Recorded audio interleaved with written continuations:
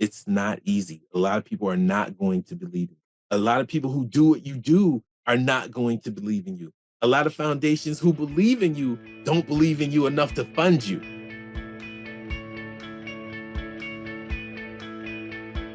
Welcome, everyone. I am so excited to be here today with Gerald A. Moore, Sr. Gerald, welcome to What the Fundraising. Thank you, Mallory. I'm grateful to be here. When I found What the Fundraising, I was like, I need to be on this show. And I love what you're doing for the nonprofits, especially the smaller nonprofits. Thank you for saying that. And I've loved your outreach. I'm so excited for our conversation today. I've loved learning more about the work that you're doing and your organization. So why don't you just give everyone a little introduction to you, your work, and what brings you to our conversation today? Well, thank you. So, everyone, I am Gerald A. Moore, Sr., and I'm the founder of Mission Fulfilled 2030, where we inspire, educate, and activate at-risk BIPOC boys in tech and STEM. And how I got here is after a 20-year career as a federal government contractor focused on cybersecurity and management consultant, I realized that there was not a more influx of young Black males coming into the tech and STEM space. And based on my background and being, by the grace of God, fortunate to make it to this level, considering I graduated high school with a 1.69 GPA. And people ask me, how do you become an engineer when you graduated with a 1.69 GPA? And I have to talk about, well, my aptitude had no relationship with my grades because I'm a first generation college graduate. So for the most part, college wasn't in the cards for me. And if I had not been an all-state football player, I wouldn't have realized that I could have gone to college. So over the 20 years of being in corporate, I realized that something had to be done to go back to the younger Black males to help them realize that you have a space here. You can leverage your genius, your athleticism, your entrepreneurship in the tech space, but people like me needed to be visible. And what happens when Black men actually make it out of their circumstances, if they've come from circumstances like what I come from, a low income family, Title I school district, and I never had a Black male educator. So my outlook on what I could do was limited based on where I came from. So I wanted to go back into community and show them that, hey, Black men can exist and are not monolithic in what we can do in relation to young Black males. Here's our top four. We can go to the NBA, we can go to the NFL, we can do hip hop. And unfortunately, many of us get caught up in drug abuse and selling drugs. So I needed to go back into my community and say, hey, as an engineer, we have an opportunity here to not only change our lives, but change the lives of our family and our communities. Wow. And as you've started this organization, I'm curious, like, what have been some of the most surprising things that you've seen as you've been addressing this issue? How philanthropy works. The biggest surprises to me is how philanthropy works. So when I started the organization, now, first of all, when you get into the nonprofit sector, especially coming from corporate, you're in the business of capitalism on the corporate side. And if it makes sense, we do the deal. We do the deal and we move forward. But on the philanthropy side, that's not necessarily the case. Because first, you go through this whole process of getting your 501c3 nonprofit status. And because I'm in the tech and STEM space, people say there's tons of money for tech and STEM in the nonprofit sector. Yes, there is, but gaining access to that funding is a whole nother ballgame. So in relation to, we started our organization with nothing, and we were able to raise our first little bit of money, grassroots funding, like online campaigning. And because I have an engineering background, I've worked for several big contracting firms. I have a huge network, primarily on LinkedIn. So randomly, I decided, all right, today is my last day in this environment, and I'm going to run this nonprofit full time. When I did that, I made this announcement on LinkedIn, and an outpouring of people reached out to me and said, hey, I want to support this initiative. Now, I already had like fundraising campaigns set up, and we were able to raise our first $100,000 that way, which helped us to get our programming going. And I had already been doing this programming prior to being in the nonprofit space. But once I was there and operating as a nonprofit, trying to get dollars from the foundations is a task. I realized that it was a task. It's not just that you put in your application, you show that you're doing good work, and you get funding. It does not work like that at all. And that was the biggest hurdle getting in and learning how philanthropy really works and how the nonprofits really work in relationship to actually getting your programs funded. I think that likely what you are talking about relates to a lot of people who are listening to this show. And I think that there's this piece that I always felt as a fundraiser where I was like, there must be something that everybody understands but me. Like the dots were just not connecting. And I was like, there must be this secret that everybody gets but me about how these decisions are made or how this actually happens. So can you go into a little bit more detail about what it have been some of the surprising hurdles that you've faced or some things that you've learned throughout the years that it's like, oh, this has really shifted or changed the way I've been able to resource our organization? Absolutely. So one of the first hurdles that I came into was the budget conversation. So you go in and you're having this conversation, they say, "What's your budget?" And I'm like, "We do the work." Like a lot of organizations, they function on you have a budget and then you run a program. But when you start with no money, you run the program and then you figure out how you're going to get the money. So we were doing great work and we were impacting boys in a major way. And the conversation, well, what is your budget? Well, we have no budget. We do whatever we need to do to make these programs happen. And based on my relationships, I'm able to get people to work for me. I'm able to get volunteers. I am tech and I also am an educator. So I'm able to deliver the programming for little to no cost. So when it was about budget, I was like, we just do what's necessary. So that was one thing, trying to figure out how do I take my volunteer services and translate that into dollars so that I now have a budget.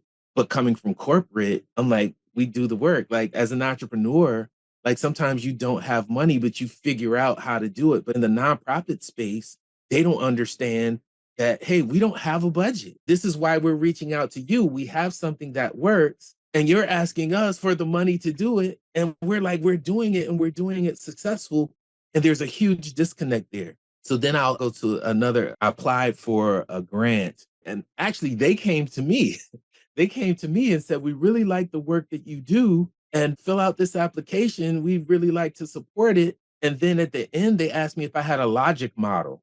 It's like, what do you mean a logic model? Like I am the logic model. Like we built this whole organization based on my story and how I came from this low income situation and I managed to graduate high school and managed to graduate college. I am the logic model. Like, so then I had to figure out, okay, this is part of the process. I need to develop a logic model. So I need to have my budget. I need to have my logic model. So there's just all of these different hurdles that you have to climb.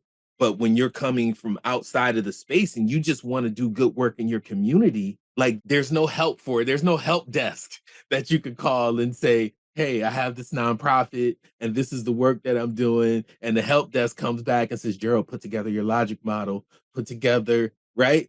There's none Yeah. of that, right? But Yeah. fortunately, there's podcasts like yours where you get a chance to talk to a variety of different people. So if someone's trying to start a nonprofit or you work with a volunteer with a nonprofit, but you really don't know what the inner workings are like. And you're like, well, why can't we get funded? Like we're doing really good work. Why are we not getting the funding that some of these other organizations are getting, the bigger organizations? Because there's a lot of processes that are in front of just doing the work. And I think that's the disconnect between philanthropy and small community grassroots nonprofits. We may not have all of those things in place, but you have to look at the work that these organizations are doing and then figure out how to support them. You actually have the institutional knowledge. I didn't come into this with the institutional knowledge of how philanthropy works, but what I was expecting philanthropy to say to me was, Gerald, you're doing amazing work. Oh, you don't have a logic model? Here's what a logic model looks like. Let Yeah. us help you build this logic model. Oh, you don't have a budget? well, here's how your budget should look. Here's how you do it. What's the value of the work that you're currently doing? But instead of that, they close the door in your face. They close the door in your face. And it's like, okay, the value of the work I'm doing means nothing to you because of these standard operating procedures that you've put in place, basically as a gatekeeper to not give funding to people who are doing awesome work in their communities. Yeah. Hard about what you're saying too is that there isn't even really a way for foundations to make declarative statements about what those things are in a standardized way, right? They could Right, be like, this is what we want to see when we are right, talking about seeing your budget, or this is what we want to see about your theory of change. But it's not as if there are, other than audited financials and accounting, there are very few consistent expectations when it comes to how we demonstrate the impact of our work. And so that even makes it, you go back and you start to Google some of these things, and it's like, there are tons of different ways to do this. right. And so that adds this whole other barrier. So when you started to face more of those institutional barriers at the beginning, but you had this success with crowdfunding, essentially, like community fundraising to get you off the ground, how did that impact your individual giving donor strategy? Like, what role have individuals played and those aligned relationships played in helping you build the organization? Again, coming from my management consulting background, I realized, okay, there's some standard operating procedures I need to put in place. So all of the things that they started feeding me back, okay, I can put those in place. But then I started to participate with the different philanthropic communities. I got a membership with ABFI. Are you familiar with ABFI? I've heard the name. I don't know them Yeah, so intimately, but yeah. AbbVie is an organization that supports BIPOC people that are in philanthropy. So they have all of these different resources to support minorities and BIPOC people who are in philanthropy. So I got involved with that. I met a group of folks on Clubhouse, and we actually started this nonprofit community on Clubhouse, and we created a show called Pitch Your Nonprofit. So basically, I come from an entrepreneurship background as well. So we start teaching people who ran small nonprofits in the BIPOC community how to pitch their nonprofit, how to actually come on stage and say who they are and what their mission is and what the vision is. And by getting into that, I met a ton of people. I met a ton of people who said, Gerald, you need to talk to this person or you need to talk to that person.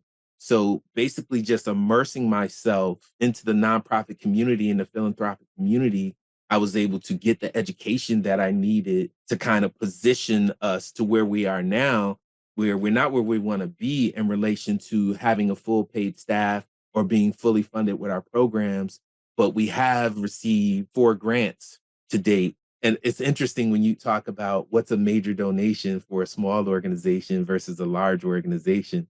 So I remember going to one of these nonprofit meetings and they were talking about major donation. I raised my hand and I was like, a major donation to us is $25, right? If Hmm. we could get a bunch of people to donate $25, then that's a major donation to us. But we got our first major donation from the Jack Kent Cook Foundation, which recognized our work in their community and reached out to us and said, hey, we have a grant that you can apply for. And they actually helped walk me through that because we were a startup at that time. And I still consider us a startup 3 years in, but I started to meet people who connected me with other people. And I realized that, like any other business venture, philanthropy and the nonprofit sector is a relationship business. It's a networking and relationship business. And this is what has helped us to move from our grassroots funding, which that's a major part of what we do, because until we get that major funding coming in every year that makes us fully fundable, we have to, one, have our grassroots funding in place. Two, we have great fee for services. We've been able to partner with some schools for fee for service programming, which on the entrepreneurial side, that's what's going to keep us sustainable in relationship to the work that we do in the future. Yeah. What advice would you give? I mean, you're already starting to give a lot of it like in here, but for somebody who's listening to this and they're thinking about starting a new nonprofit, What's some advice that you would give them before they do, or whether or not they should, and sort of what they should be considering, both in terms of their personal skill set, but also their community skill set in terms of whether or not they're really positioned to take that on? The majority of the people who endeavor to start a nonprofit organization started because they saw a need in their community or they had a passion for something. They saw a gap that they wanted to fill and they just decided to do it, not realizing what it means to fully be a nonprofit or how nonprofits even actually work. So, one of the first things I would recommend is do some research on how nonprofits actually work, the business behind the nonprofit. So I would suggest that they get an education on how nonprofits actually work. Last week, I just completed a fellowship. It was a nonprofit executive management program at Georgetown University that I was able to get a fellowship through Micron Technology, and they call it the Micron Technology Fellows. And it's an executive nonprofit management program at Georgetown. That program I just took last week is going to change everything about how my organization moves. Just by being in proximity with these people who have advanced knowledge, who have been in philanthropy and the nonprofit foundation sector for 20 years plus. So I would say to you, go out and get an education, take some webinars, watch all your videos, because there's so many different people coming from different backgrounds. Whatever you're doing, chances are somebody else is doing it. Go talk to them, figure out how you can work with them and gain the knowledge that you need to further what you want to do. So you're not in a vacuum. And most of us think that we're in a vacuum and we're going out, nobody wants to do this work. But there's other people out there doing that work that will be more than happy to share with you what your next step should be. And if you're presenting to them, here's where I am, here's what I want to do, what should I do next? So get out there and start looking within your community or even outside of your community to people who are already doing what you want to do. I love that.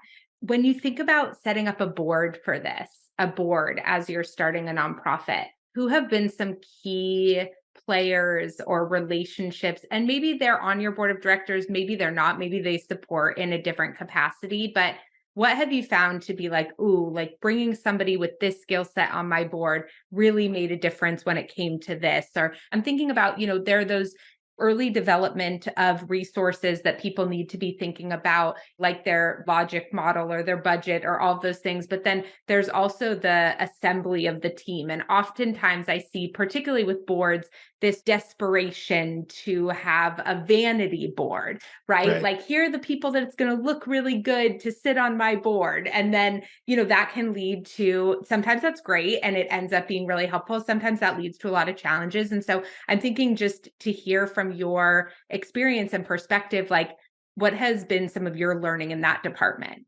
That's interesting because when you don't come from the nonprofit sector and you're like, okay, I'm going to start this 501c3, you're not thinking about the board. You're not thinking about the board and what their role is in relation to your vision because you have this vision and you're not thinking about all of the working parts that need to make this machine run effectively and efficiently. So when I first started, I came into it from an entrepreneurial perspective. So I said, okay, my business is tech. We teach tech and STEM. I need somebody in tech and STEM who's influential. And I was very fortunate in the fact that when I started this organization, I used to train this kid named Jaden, and his father was a VP of a tech corporation.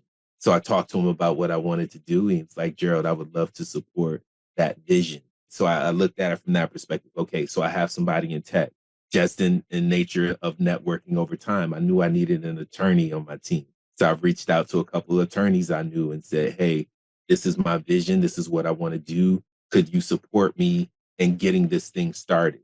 I knew I needed an accountant. I needed somebody who knew something about financing because we're in the education space. I knew some principals. I reached out to a bunch of them, told them about my vision. I was able to get a principal on board.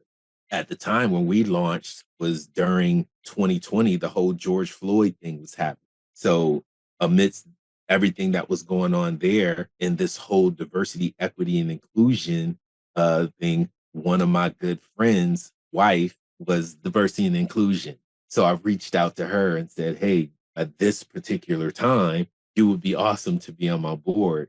So I strategically looked at the different things that we would need as an organization and started to search out those people to put in place. Now, the conversation I had with them early on is most people not knowing what I knew now, you need a working board. You need a working board. You need people who are going to advocate for the organization, not people who just support your vision. Like supporting your vision and advocating and supporting going down the road, those are two different things. But the people I put in place, I let them know that, hey, down the road, there may be changes, but I need this right now to get this thing started. And let's revisit the conversation every 6 months. So let's revisit where we are in the organization every 6 months. And if you want to continue to sit on this board or move on. And what has happened is the majority of the people that I put on the original board saw the work that we were doing. And even I had a couple people roll off, but when they rolled off, they said, I have somebody to replace me, which has been, that doesn't happen. That doesn't happen for the most part. But I would tell people, friends and family, no, not a good idea because they're going to support you just to support you. They see your vision, but then when it's time to do the work, there's sometimes become conflict because they don't have the passion that you have, considering you started the organization and it's your vision. Your friends and family may not have that same passion. So when they don't have that same passion, now you're frustrated because they're on your board and they're not working for you to achieve this vision. That's your vision. It's your baby for the most part. Then understanding that you created it and you're the founder, but this is not your baby. The nonprofit organization is owned by the state and it is not your baby. And those people you put on the board are just as powerful as you are in the decision-making process. So if you put people on your board that are not in alignment with your vision, there's going to be trouble. People don't understand that. Like you don't own the nonprofit. You don't own it.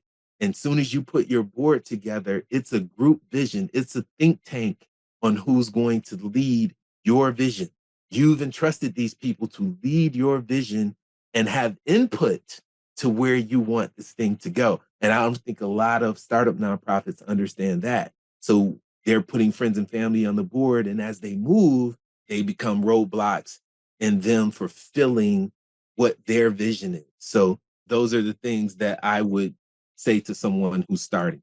Okay, I love what you're talking about right now, and I think this question is probably not going to come out perfectly because I'm still kind of grappling with it myself, but there are these two pieces that you're talking about that I think are so important. Like one, understanding that the mission and the vision is really owned by community, right? Like the nonprofit is owned by the community. And so you as the founder and the executive director, the CEO, you are responsible for fulfilling that mission, that vision. But the mission and the vision can be rewritten at any time by the Right. board of directors as a collective. And you don't get to control that. And you don't have veto power or anything like that. And so it's really interesting to me because I deeply believe in iteration and innovation in nonprofits, that when we go in trying to figure out how to solve certain problems, there's no way that we know how to do it out of the gate. Like if we did, a lot of problems in society would Right. already be solved, right? But we have some theories around levers to pull and trim tabs to use, but we have to try and learn and adjust and all of those things. And so do you have any recommendations for like how you find people who are going to go on that journey with you? Because when you're getting those first board members, you don't know exactly what it's going to look like. You can say like, here's the goal. Like the vision can maybe stay more salient, but the mission sometimes tends to involve a little bit more about like how the vision becomes accomplished. And I find that that can shift a little bit as you get into the muck of the problem.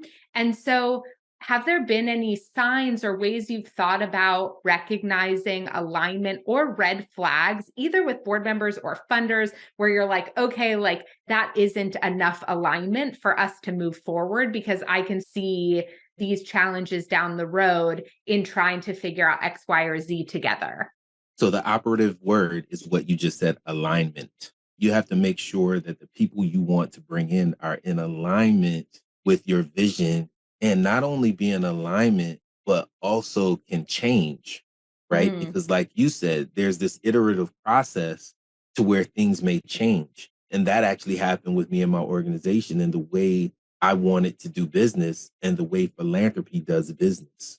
So I had to iterate and pivot and make some changes. So I would say to people, when you're getting this started, start small. Start with a smaller board. Whatever that minimum number of people is, start small and then add after that. Once you have your board together to really found the organization, if there's other people that want to participate, instead of making them full members of your board, kind of make an advisory team. So put them on your advisory team.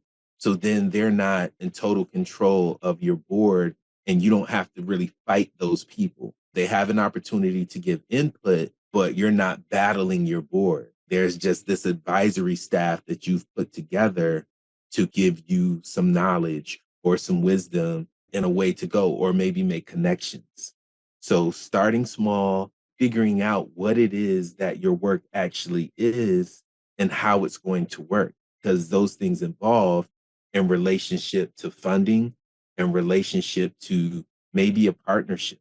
Maybe some other organization comes in and says, hey, we do this work and you do that work. You would be a great complement to the work that we do. And being able to align yourself with other organizations and having a small board who's willing to say, okay, we can see that, we can make that pivot. But starting with a large board when you're just starting and you really don't know what the work is, you have this vision and you want to fill this gap, but you don't really know how it's going to work. So when that is there, you kind of need to be, and I'm going to go back to being an entrepreneur, you got to be nimble. You got to be able to pivot. You got to be able to take that. And now we have the nonprofit business model canvas. Are you hmm familiar with that? I Right. So in love the it. entrepreneurs space, you have the business model canvas, but now in the nonprofit sector, you have that nonprofit business model canvas where you can iterate, you can see your whole plan on one paper. And when you need to pivot and go in a different direction, now you can bring this smaller group of people in and say, okay, we're going to throw this thing on the board and see how it works. For me, it's almost been as much of a challenge as it has been fun. It's been fun. And what I realized for a lot of people, it's not fun. You get in and you have this work and you have this vision, and it becomes more of a drain. And people are using their own funds. And I would suggest that people don't use your own funds, because that is going to be a point of frustration that you started this thing and you're using your own money and nobody sees the value and you're taking from your household. Many of us have families and we're burning ourselves out and giving more to this community thing that we're doing and taking away from our families. And being in this sector for going on 4 years now, there's this big push to counter people being burned out in the philanthropy space. I love what you just said about the fun that you're having. And I'm sure that there are days that are really not fun too. And that there are days when you're hitting roadblocks or hearing no from a funder or seeing another gate somewhere around funding where it can feel really discouraging.